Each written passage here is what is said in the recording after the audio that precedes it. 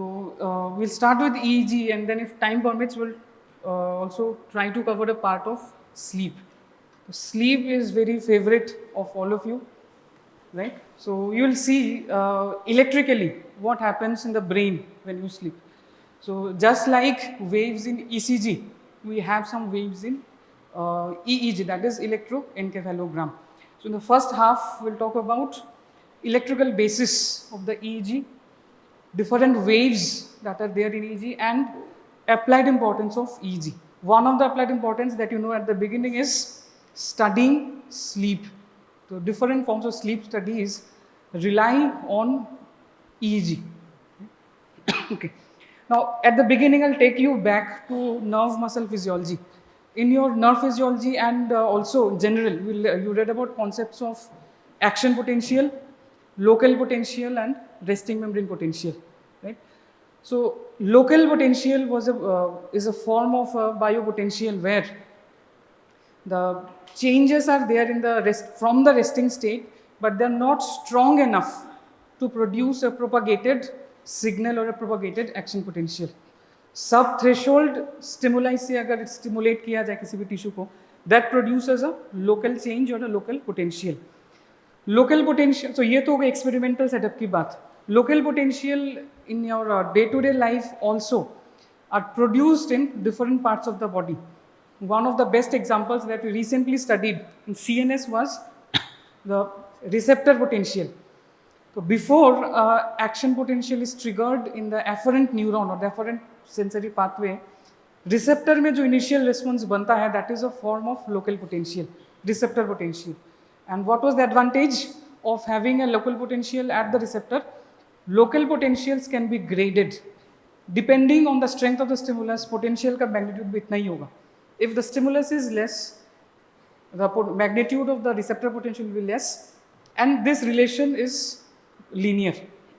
Action potential में there is no such relation. If you give a subthreshold stimulus, there is no response. Threshold आपने दे दिया, the response is maximum that is possible in the tissue. If you even keep on increasing the stimulus, the response is still the maximum, all or none law. So this is the reason why it is important in a receptors.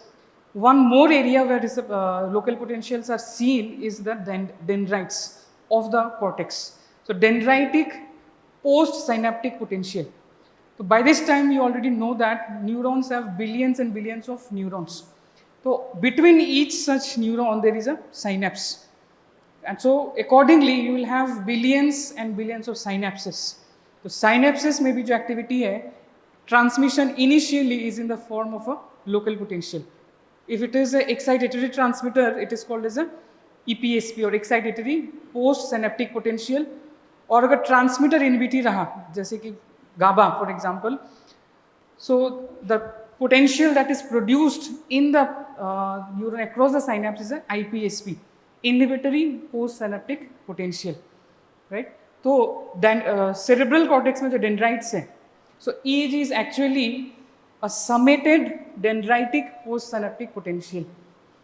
तो action potential में summation is not a possibility, you cannot add.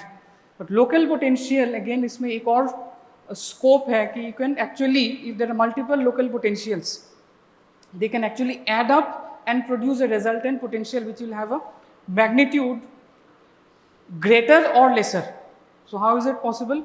Suppose if I am talking of 4 EPSPs, हर एक का 2 millivolt का suppose post synaptic potential था.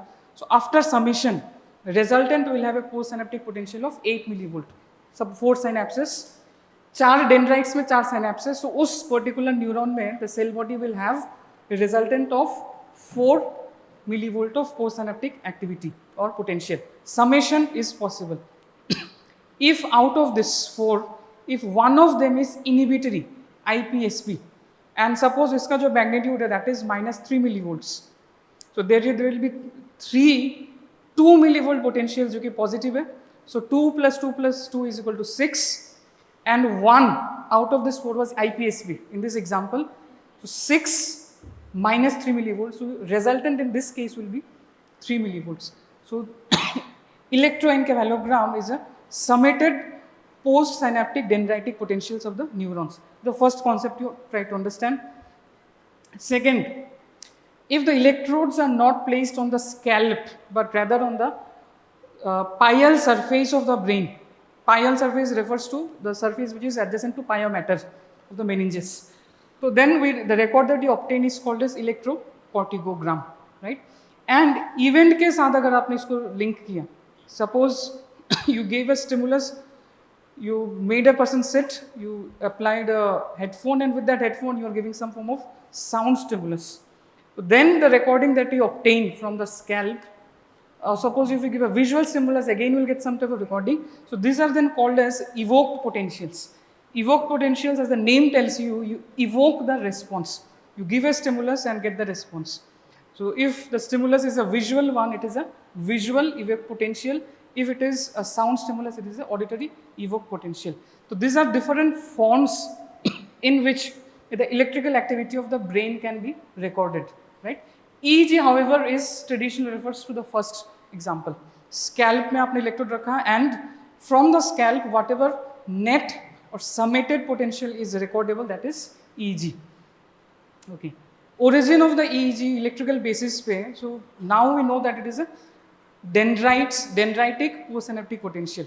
So lot of dendrites in each of the neurons, and हर एक dendrite में there is a possibility that many such dendritic parts or axons can come in from synapses. Now, EEG is actually formed by shifting dipoles. So, what is a dipole? You have read about dipoles in physics. Yes? Separate, correct. Please sit down. So, positive and negative charges in a same system which is separated by a distance. So, ये कैसे possible है? Within a neuron, how is it possible that there are two parts of the same cell having different states of charges or different charges? Now, to understand this, we need to understand two things. The first thing is cortex. It has so many neurons. It can be considered as a forest of neuronal cell bodies, dendrites, and fibers. So, as a schematic representation, you can see these are the cell bodies. These are the axons which go up to the surface, right? And when parts of the same tissue, they need not be, say कि एक polarized है, एक hyperpolarized है, it need not be that separate, but relative to each other, they can be in different states of polarity. Compared to the cell body, dendrites can be at, say, hyperpolarized or depolarized. So relatively भी dendrites and cell body के बीच में अगर charge separation है, as you can see in this example, this diagram over here. So there is a flow of current. This is a dipole and it keeps on shifting. So kabhi cell body is positive relative to the dendrites and vice versa.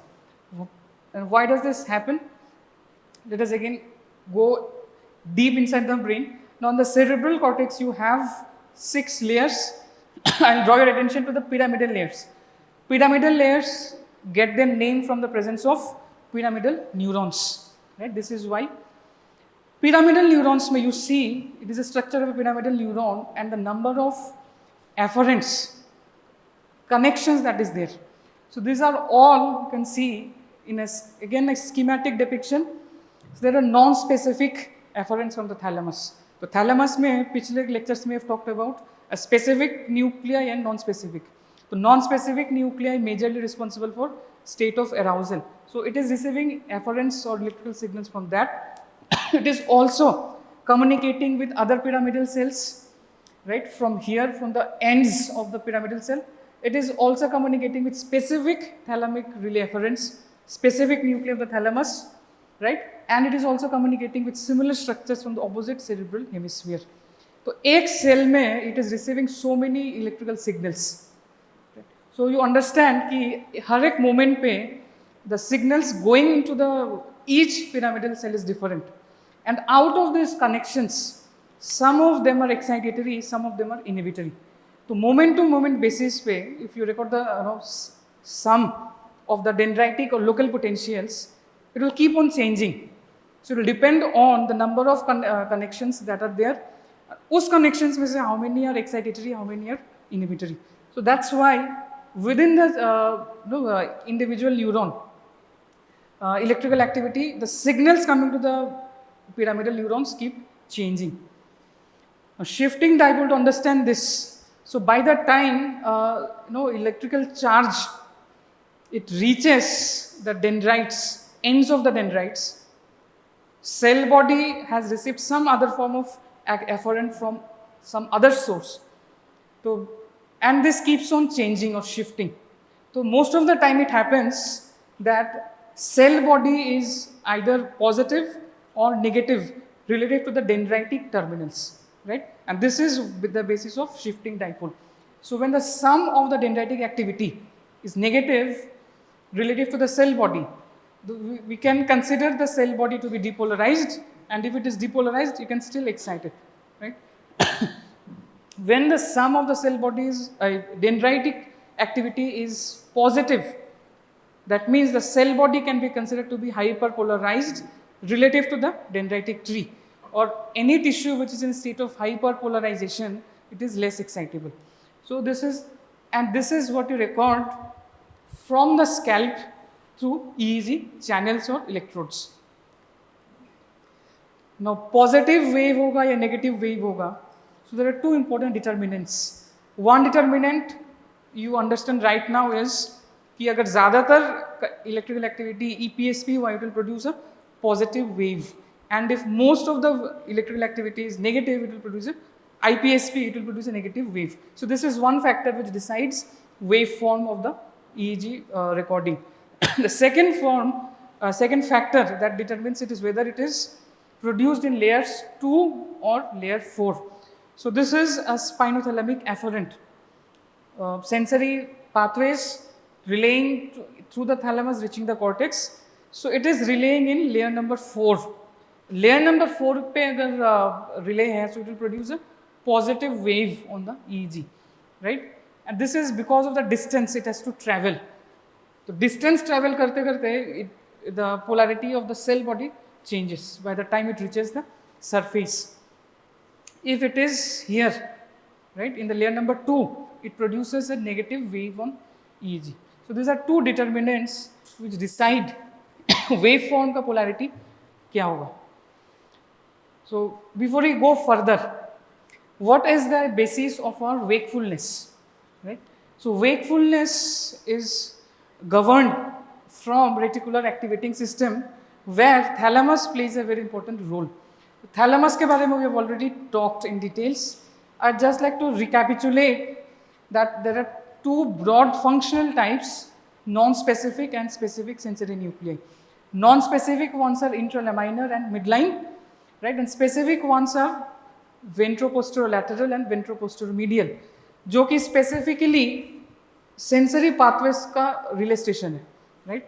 Now this the diffuse ones are very important for reticular activity system.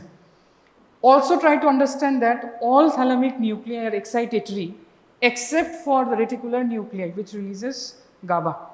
So thalamus may be, there is a possibility now कि some group of signals passing through thalamic nuclei are positive and some of them are negative.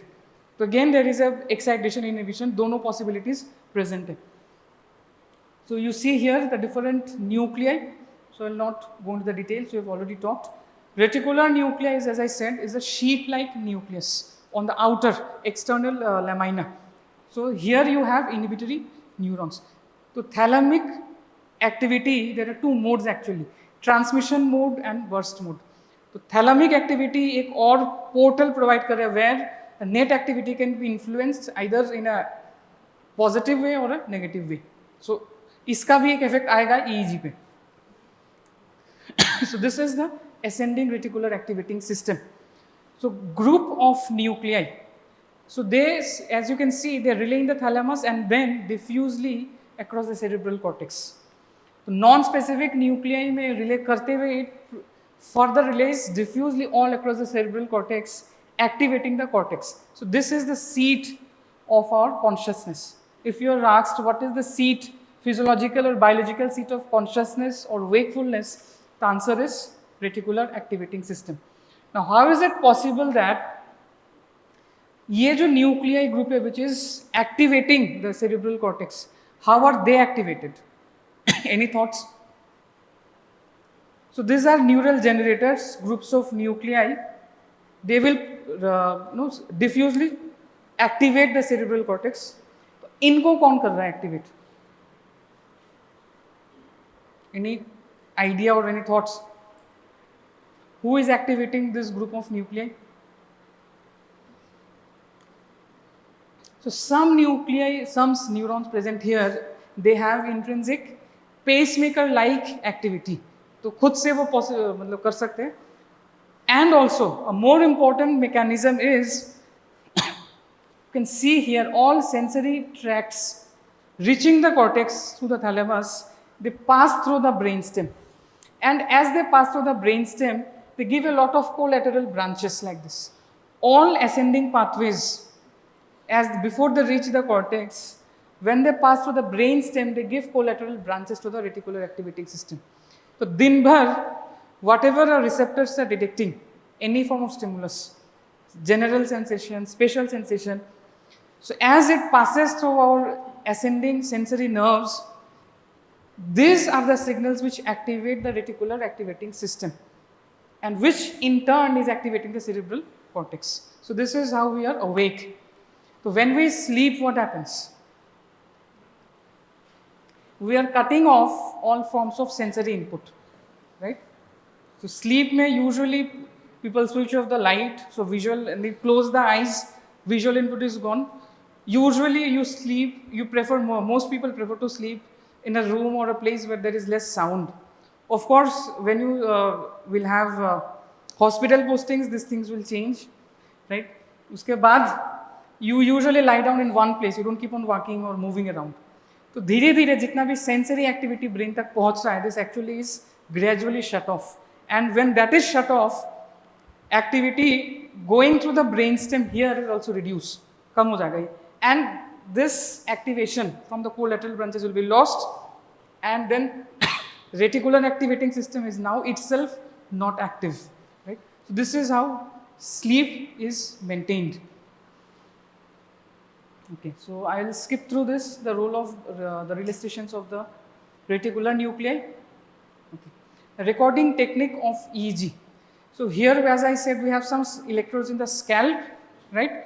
Uske baad, through an amplifier or recording device, it is displayed up in a computer, which has software to subtract the data and produce just like the ECG actually, कि अलग अलग electrodes के combination को it compares and it displays it on the screen.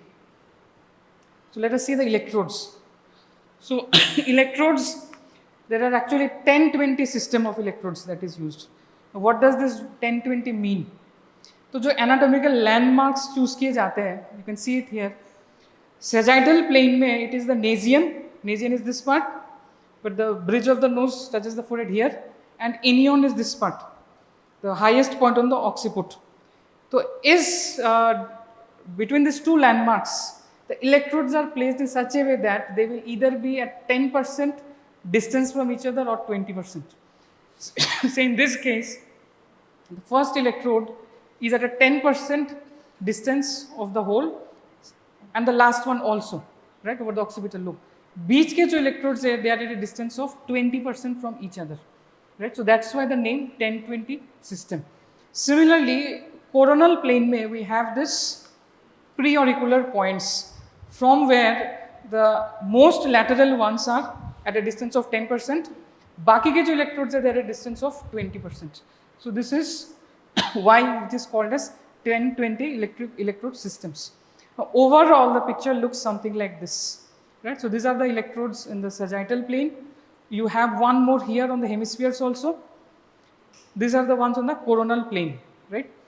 So some of them will be common, but we have one additional here, one there, parietal lobe, one here and one here.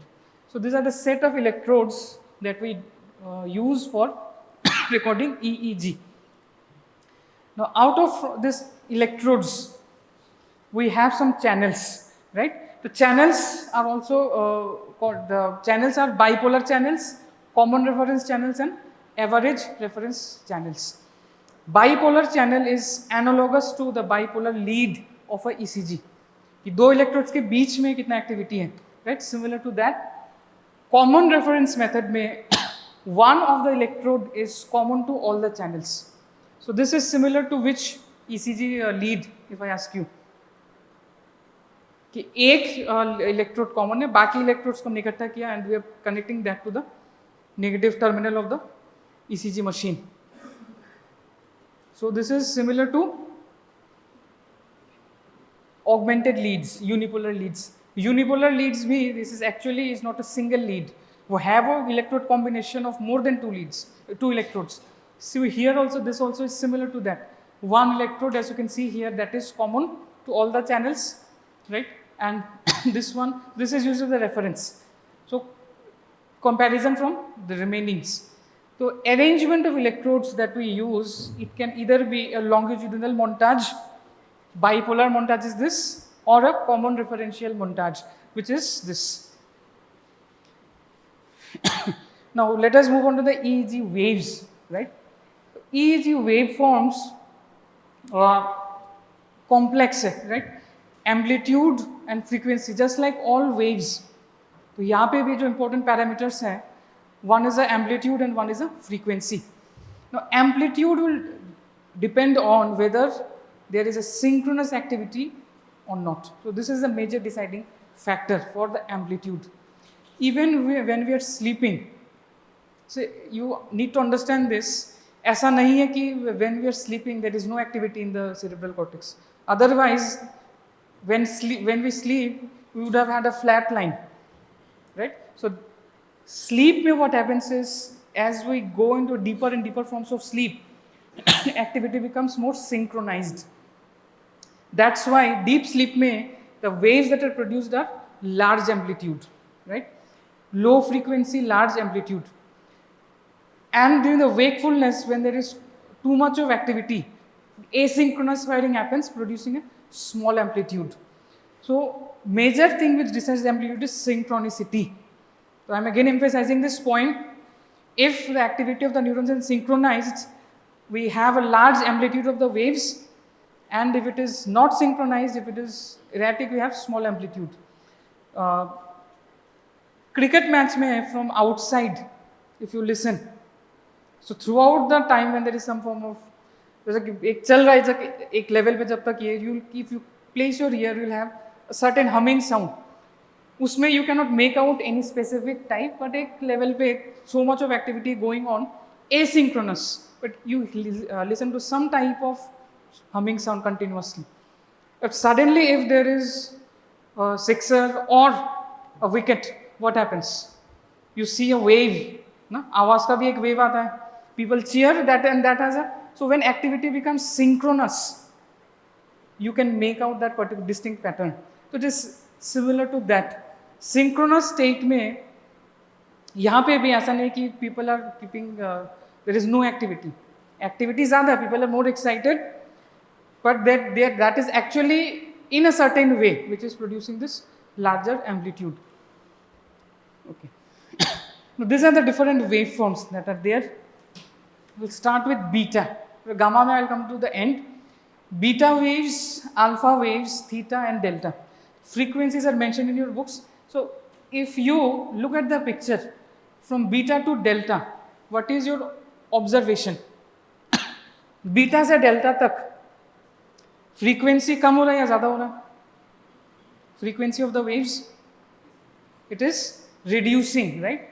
And amplitude is becoming more and more as you move from beta wave to delta wave. So beta wave is a wave we usually see in wakefulness, alert wakefulness, right? As you are now, I'm assuming you are not sleeping. Beta waves. Alpha waves are waves you see in relaxed state, right? Theta waves are waves which you usually see as in the initial phases of sleep. जब starting में you feel drowsiness and as you're entering sleep, proper sleep, so theta waves appear. And in the deeper phases of sleep, when you're not dreaming, remember this, you get delta waves. Now, dreaming is an activity which happens mostly in the deeper forms of sleep, NREM sleep. REM sleep. REM sleep is a type of sleep where the eyes show paradoxical movements. In spite of the fact that you are sleeping, your eyes will keep on moving. So during that phase, the electrical activity of the brain suddenly becomes more, right? So dream sleep, during the process of dreaming, we actually see beta waves, not delta waves. So deep sleep without a dream, we have delta, and when dreaming is happening, we have beta waves. Right? Now gamma, what is the gamma? You can see that frequency is even more, 30 to 100 hertz. Now, gamma waves are seen when you are doing a very focused goal oriented activity, like you are solving a complex problem mathematics ka ho ya zindagi ka, so you are solving the, you will have gamma waves, right? If you are studying with focus, trying to understand a concept, you might have a gamma wave during that time. Concentration and focused problem solving produces gamma waves. Now, if you want to remember, you can see I have mentioned a lot of conditions where these causes are seen, but you remember at least these few one points that I am giving you. Beta waves you see in alert wakefulness and during dreaming. Alpha waves are seen in relaxed state. Theta waves normally appear when you are drowsy and you are entering sleep. And the different other state where characteristically theta waves are seen is deep meditation, right? And deep sleep may you see delta waves. So the depiction of the same waves and their important correlates, right? So we have already talked about this. So here are just to highlight what are the waves you see in children. Children may usually we come across delta waves in the posterior aspect and theta waves off and on in between. Alpha waves ke baad there is one more important event called as the alpha block. What is that? Now, alpha wave is more or less synchronized. If you compare this with beta, beta waves are small and high frequency waves. So alpha compared to beta is a more synchronized waveform.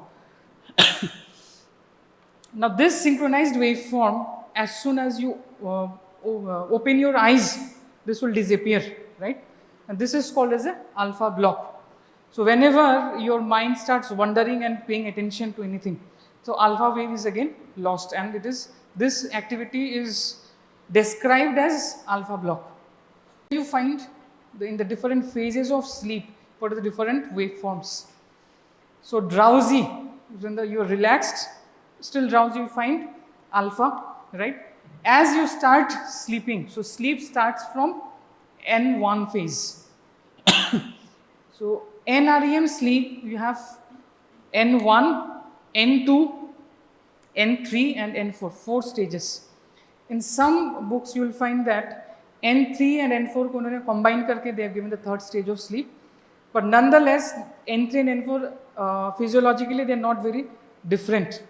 So as you start, theta waves will be seen, you can see this, followed by N2 where you will have this large complexes called as K complexes, right?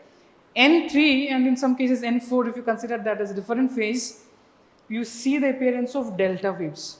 So delta waves are seen in deep sleep when the brain is actually very restful. The moment you have a dream, again it will change to beta wave. So, or REM sleep, also described as paradoxical sleep. So REM sleep ko REM kaha jata hai because of rapid eye movements that is there, and NREM is that phase where it is absent, non-rapid eye movement sleep.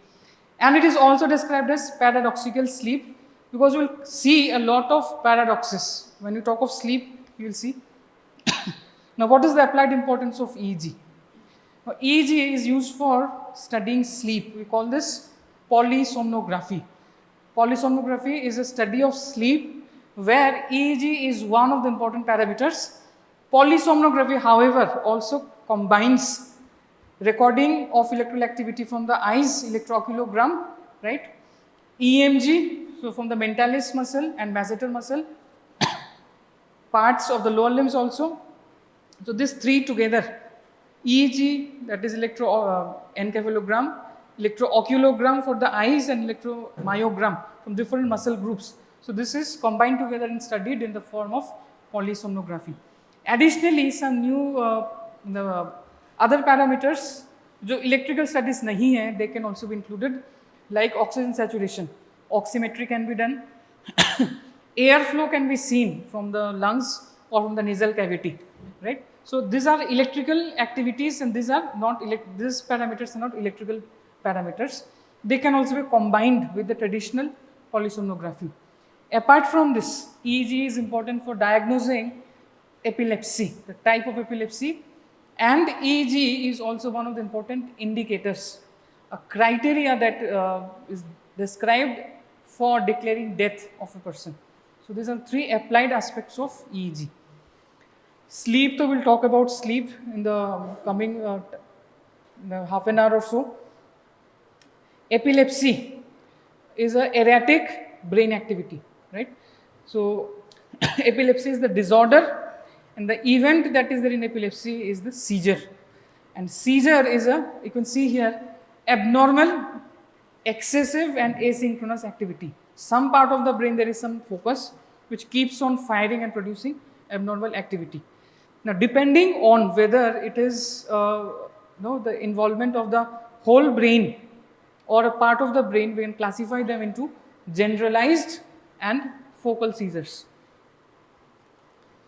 Here what you see is a generalized seizure, and you can see that it is triggered from a nuclei within the thalamus, and क्योंकि thalamus से जो projection है वो diffuse है, that's why the resultant is a generalized seizure, right?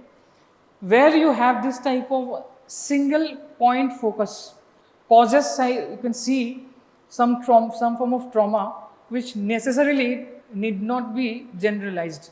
Trauma to any certain part of the brain, space occupying lesion, SOL, in any certain part of the brain, or any infective cause like a cyst. So common cyst that actually causes this is neurocystic sarcosis, right? So it is a cyst of tinea, parasites, right? So they can present in different forms. Stroke can be a presentation, but so is a seizure. And these are usually वो जहाँ पे है, so it triggers activity around that. So these are usually producing focal seizures like this. And क्योंकि इनका origin and spread is a specific point, it is not a generalized presentation, and hence the name focal seizure.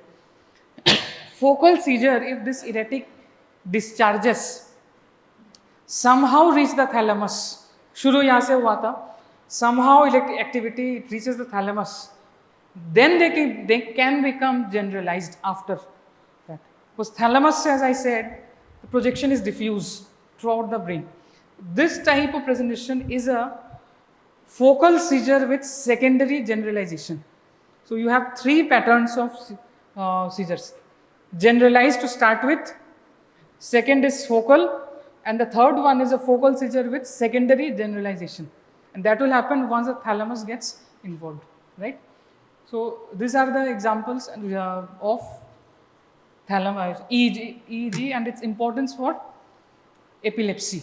So EEG may be, if you look at the channels, so these are the electrodes from different parts of the brain, lobes. So this is a normal recording, right? Eye opening ke sath you can see this pattern changes. This is an artifact for eye opening.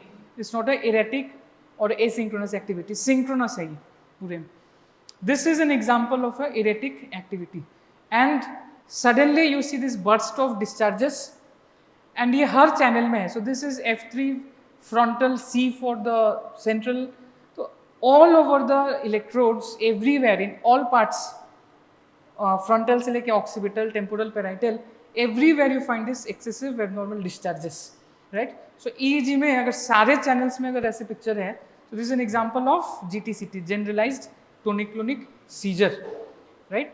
And if you find this characteristic spike and dome pattern, spike and dome, अगर appearance ऐसा रहा, we'll call this absence seizure, which is also one form of generalized seizure. Local seizure में, which is the comparison, right? Partial or focal seizure में, some of the channels on the EEG recording, you find some type of erratic activity. Here you see in a generalized seizure, everywhere it's there. So this is how you differentiate on EEG whether it is a generalized or a focal or partial one. And generalized agar hai, you will study the morphology of the waves to see whether it is a GTCS, generalized tonic-clonic seizure, or a absence seizure, right? So next we'll talk about sleep, the physiology of sleep, and remaining part we'll cover in the next class. So what is our aim or objective for this class? We'll talk about definition of the sleep, what are the functions of sleep, stages of sleep, and towards the end, what is the mechanism which helps us start sleep and maintain sleep. All this work. So when do you feel very sleepy?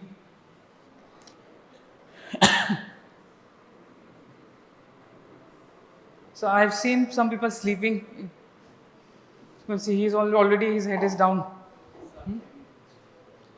Right? So you can see so much of activity, you can all relate, right? You all were, most of the times, daytime we were sleeping at the wrong time and at the wrong place, right? And when do you feel less sleepy?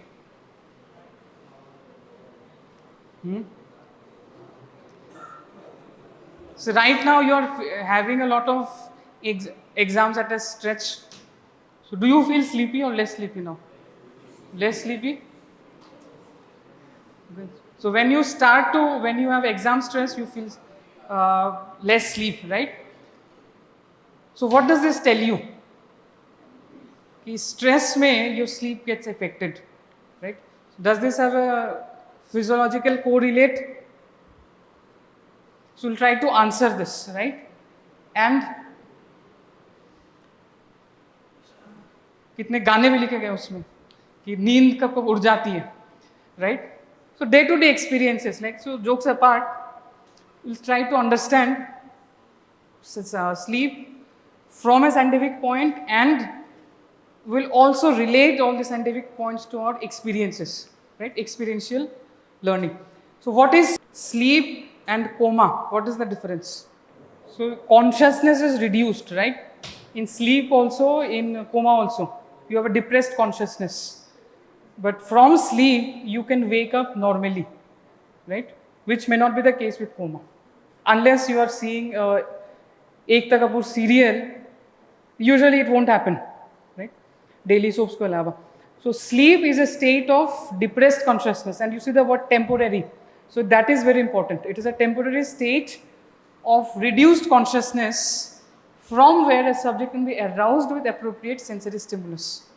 Even if the person is sleeping, you give a mechanical stimulus, you shake him or a person will be awake, right? So already you can see the live demonstration there. So it is, in other words, a reversible behavior of perceptual dissociation from the environment. Is it equal to coma? No. So we already talked about this, it is not. And this is the importance. Most of us spend 1/3 of our life, right, in sleep. So it is that universal phenomena, right? Some of us do more also. It's not that some of you may spend 2/3 also. But that depends on the way you choose to lead your life. Now, why do you sleep? The first reason is it's a evolutionary thing. Any biological activity which has persisted throughout the course of evolution, it is bound to have some importance, right? So all forms of animal life, they also have a part of the day where they are sleeping, right? And so do humans. So evolutionary point of view say it is important activity when the body is rested, and that is the time when the body regains and its vitality and repairs itself. So this is one point of view. Second, energetic reason. So throughout the day when you're active, you're continuously spending energy.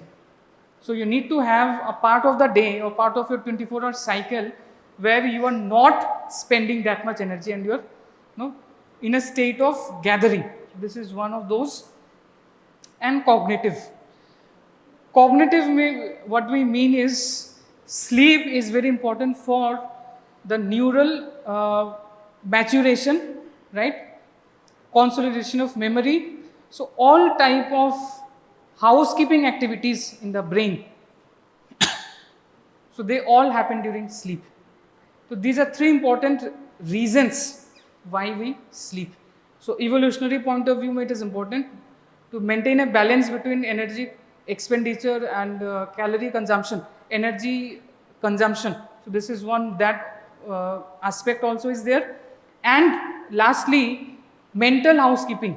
So that is cognitive aspect of sleep. Now what are the functions of sleep?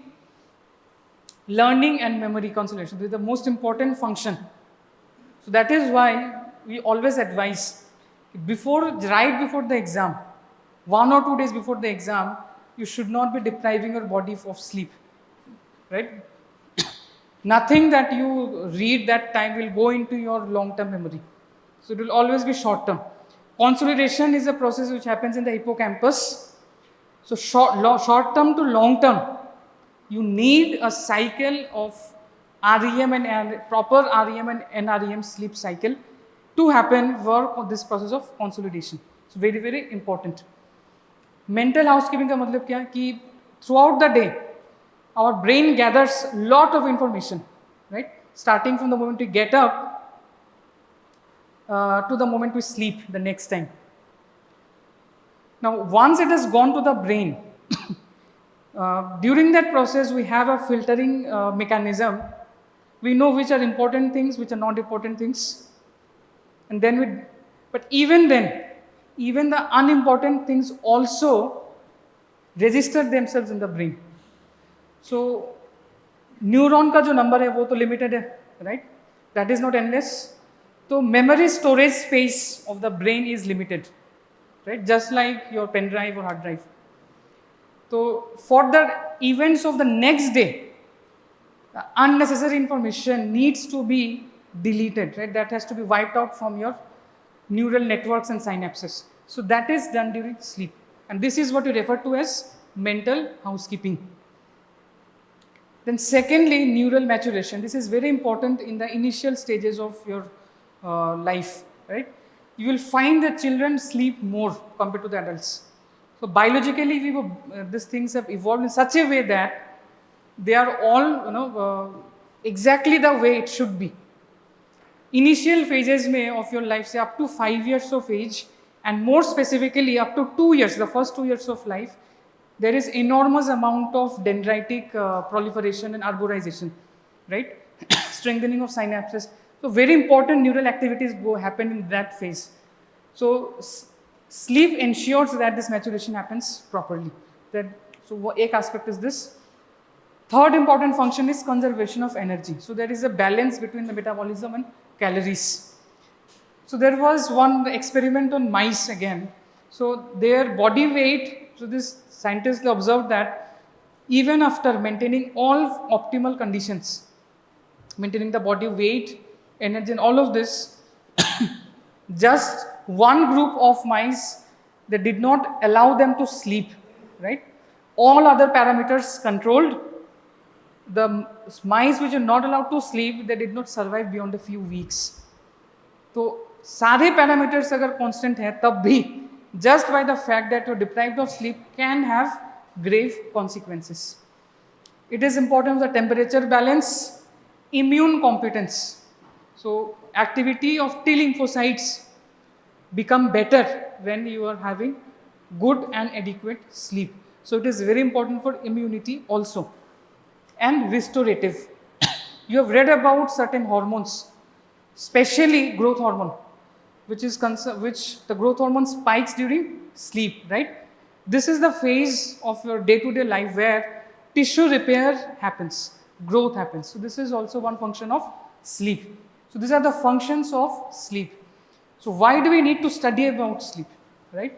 So one of the latest surveys, it shows that around 30% of the population of the earth suffers from some form of insomnia, right?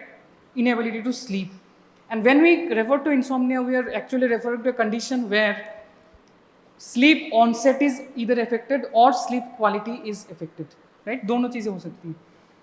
Long term effects, if you see, you can see starting from increased, so these are things which are already documented, right? Increased risk of colorectal cancer, impaired immunity, increased risk of type 2 diabetes, 48% increased risk of developing heart disease, right? High blood pressure and 3 times likely to catch a cold. So these are all effects that we see if we are suffering cumulatively from insomnia. To study sleep, we use these 3 methods we have already mentioned. Now, how do you know that a person, or suppose you have slept well, and if you have slept well, was the sleep quality good or bad? So how do you need to, how would you like to assess this? Your sleep was good or bad? So you can ask simple questions, right? When you take history, you could ask, suppose if you get up at 8 versus 7, and if you are asked to sleep at 10 or 11 in the morning, can you sleep? Yes. Then none of you are having good sleep, right? If the answer is yes, then that means that sleep quality is not good. Sleep quality, as I said, it can not good. Sleep quality means frequent interruptions is there, maintain नहीं हो पा रहा है sleep, right? Somehow. So there is one more question that you can ask. So can you function in the first half of your day without tea or coffee? So then if the answer to this is yes, then that means you have a good sleep quality. If you can function the first half of your day without any form of CNS stimulant. और ये questions बहुत standardized questions हैं, right? So these 2 questions will give you an idea about the quality of sleep. Achha, let me ask you this. When would you say someone is sleeping? Answer for yourself. Every morning all of you get up, right? So why did you feel that you slept? क्यों लगा आपको? Feeling fresh. But you could rest and also feel fresh. When I ask you, try to answer this question. You have all woken up today in the morning. Why did you feel that you had slept the previous night? Do you have any memory of any sensory experience in the night when you were sleeping?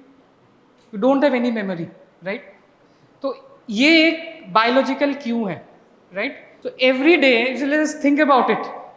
Every morning when you wake up, for the last 6 to 7 hours, what has happened? We do not have any sensory memory, sensory experience. This is one biological cue which tells us that we had been sleeping. And second, we have a time void. Time का कोई बीच में, we do not have any cue to tell us the time.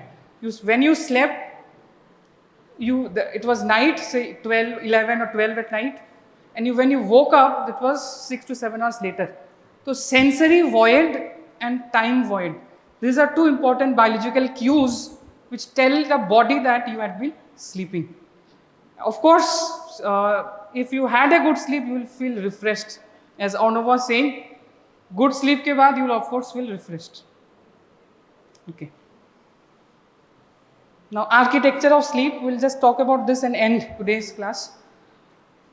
Broadly, we have 2 types, slow wave sleep and paradoxical sleep. Slow wave sleep is also called as non-REM sleep, where we do not have any form of eye movements, and rapid eye movement sleep is the one which we refer to as paradoxical sleep. Now, these 2 distinct types of sleep keep on happening in cycles of 90 to 120 minutes. So after every 90 minutes or so, you will have one period of paradoxical sleep, right? And there are 4 to 5 such cycles during the night. All right. So we'll stop here today. Next class, We'll talk about the remaining part of sleep and cover neural basis of speech in the next class. So, thank you.